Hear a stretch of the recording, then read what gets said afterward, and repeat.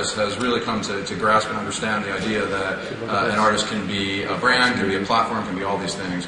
And I think most importantly, he's someone who's really grasped the idea of putting his music out in any form that fans want it, and even experimenting with some other forms as well, which we'll hear about.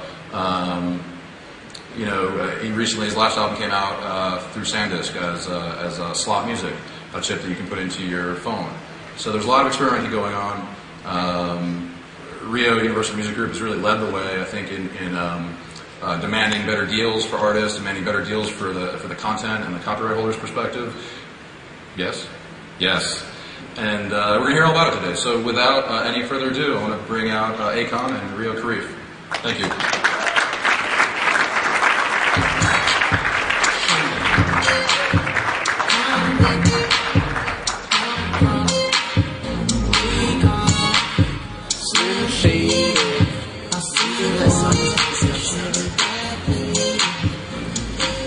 How you guys doing today? Thanks for coming. Appreciate you taking the time out of your busy day and schedule to join us tonight, or maybe this afternoon. I'm already moving ahead, see? Yeah, Akon, man, just jumping right in. If there's anything you'd like to ask me at any time, go right ahead. Yeah, why are we here? Why are we here? Well, we build this, Akon, as you solving all the digital music problems for this industry. So if you just want to... No, I'm kidding. Listen, I was speaking with Rio in the green room a little bit earlier. He was talking about how you've really sort of come to embody the idea of an artist who really thinks about all these different platforms. It's something that you're kind of on from day one, whether it's from the creative process or it's certainly from the early stages of thinking about getting your music out there. Tell me a little bit about how that's evolved for you over the course of your career. Wow. It took me to a whole other level. And mainly because in the beginning it was really hard for us to get basic radio play because of the content of the music and the background of how I came in, the whole movement, the convict movement. In the beginning of the career, it was like radio was very shy. They had a false understanding of what I was trying to do. They thought that was glorifying the convict life and the whole gangsterism, and that wasn't the case. It was more so I was getting into the music to kind of show people that wasn't my position, that there's ways out from being a convicted felon. So we couldn't actually get the kind of radio and play that we had to do, so we had to come up with different ways to get music played in different avenues. And it just so happened that digital was slowly growing,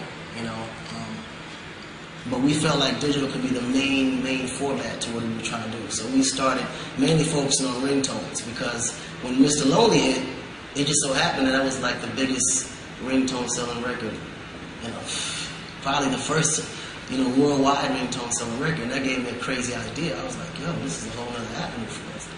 If Lonely can sell this much as a ringtone, imagine what we could do off albums and, just use digital period to market and distribute. Like, that's a whole other way of thinking that people are not normally, thinking about, Not knowing how the future's moving towards technology, it would be a key instrument to moving and finding new ways to distribute music, And you have from an artistic perspective, you feel like a song that's out there as a ringtone is just as viable as a song that's out there as a digital download? It's the same thing. Yeah. It's the same thing. But when you actually look at it, digital's a lot smarter. Because back in the day, you could buy a full single for like $2.99. No, $4.99. Right? Depends on where you're buying it. Now you can get a half a second, It's going to be $4.99 on iTunes soon, I hear. So, right? Yeah. But when you do numbers, it made so much more sense. Like, business-wise, it was like so much better, because a single will cost close to $5 for one song. Now you can get the same thing for half the price for 15 seconds. Like, when you think about it, for one song, you can sell one song for $10 when you shop it three ways. You got the instrumental, then you got the chorus, then you got the verse, which makes one ringtone at $3.99 a piece. Does it infiltrate your creative process? When you're in the studio, are you thinking like, I could kind of like break this piece off for like a mobile bite? I could break this piece. Is that part of your creative process at this point? Yeah, like creatively, I always think financially too. But it just so happens. See, I'm trying to throw you you're the artist question. You're just like taking it straight to the bank. I'm taking it straight to the bank. I see how it is now. But even this new album, we mixed it on the cell phone. Like, I would mix it, master it, then I would play it on the phone to see how it would sound back as a ringtone. You know what I mean? So we always focused on the digital aspect. And you're working with some great new artists on your own label now Yeah, through Universal. Absolutely. We got Lady Gaga right now. She's #1 in the country. Blowing up. In the U.S. and #1 in Europe. Like we just found out she's #1 here and there at the same exact time. It's crazy. And this is really the new artist line. I think you come up and you get your break and you start to kind of get some success. It's like you start to branch off right away, so you can have these legs. You build maybe an artist roster. You build a mobile play. You build some branding efforts. You get a clothing line. Yeah. I mean, it's been incredible. And then you can cross-market everything in it. I mean, even with my tone, as you can see, we branched it off even with T-Pain, like how we doing straight digital and ringtone like that. Right there is always the key. You can always use that to, pretty much gear all your audiences and everybody towards that one little, section where you want to just take wherever your audience you want it to go. Mm-hmm. It's so much easier to take traffic and delegate it where you want it to go digitally. And new artists now, like when they're coming up, when you're signing a new act to your label, they expect this. They expect. I mean, you're not twisting arms to get these people to release a ringtone or to think about that in the studio. No, because it's easy to showcase brainwaves. Yeah. Let's say hypothetically you got a site that you're already set up, which is getting multi-million hits a week or whatever. We already have that site set up, so if I ever have a new act that I want to showcase, I just put them on that site and they get the same exact views that I would get. So it's so much easier to put, and put whatever it is you're selling, whether it's an artist, whether it's a product, whatever it is you want to market, promote, you can always be able to use that digital aspect to promote it. You know what I mean? It's so much easier because all the traffic that you accumulated throughout the years, you can use that to move forward to whatever new project you're moving into. Rio, from Universal Music's perspective, I mean, are all artists pretty much on board with this? Everyone's like they all got it now. Yeah, it goes in phases. It's about from physical to digital, and that's the transition from the distribution channel. And artists and everybody we work with is on board with that now. And now, what the next phase is about the music and the product itself. What is an album anymore? What's a video? And so the definition of the product, the form that the music takes, that's now being reinvented for digital. So a song doesn't have to be 3 minutes.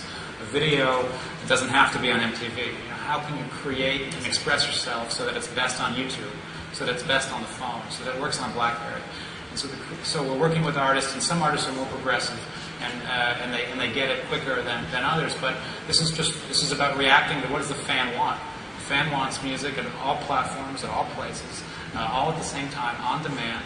They want to be able to make stuff themselves, mix it up, share it, discover it, and it's not just about listening to music. It's about saying this is my lifestyle. This is who I am. It's about self-expression. Just like the shoes I'm wearing or the sunglasses I have. It says something about me as a person. I'm a human that's different than other people, and music is how I express myself. So a lot of artists are increasingly more and more are coming on board with this. You talked about, in a Q&A that ran in this issue of Billboard, you talked about the importance of diversifying the revenue streams that a label is sort of relying on. Maybe you could talk just a little bit about which of those streams are showing the most promise, which are showing the most growth, say, in your last fiscal year, and what's kind of on the horizon in that regard. Yeah. From our perspective, you never want to have all your eggs in one basket. You don't want to have all your eggs in one product or only through one channel. So, you don't want to have all ad revenue. You don't want to have all album revenue. You really want to have a healthy, diversified business. So, we want to have people buying music. We want to have people streaming music with advertising. We want to have people getting it on their phone. We want to have videos, not just audio. We want to have 10 revenue streams, not just one. And so that's the march and the path towards diversification that we're going on. So if the ad market, slows down and becomes cyclical, we're not so dependent on advertising. If right now it is. So from my perspective, what's really exploded in the last year is it has been the video advertising business. Recognizing it, videos used to be promotional to sell albums, and now it's a big revenue driver for the company. It's up, 77, 80%, over the prior year. A lot of that's being driven by YouTube. A lot of it's coming from outside the U.S. 70% of that is coming from outside the U.S. This is broadband as it penetrates, throughout Africa, Asia, Europe, Latin America. It's really, YouTube has really evolved into a place people don't just go to watch videos; they go to discover new music. It's the new radio, in many countries. People, they hear something, they want to go there, and that's where YouTube is where people are going to discover and find new stuff. Yeah. And to watch people blow things up. Yeah? Yeah. Little cats learn to play piano. Cats playing piano. Yeah. So it's interesting. I mean, you talk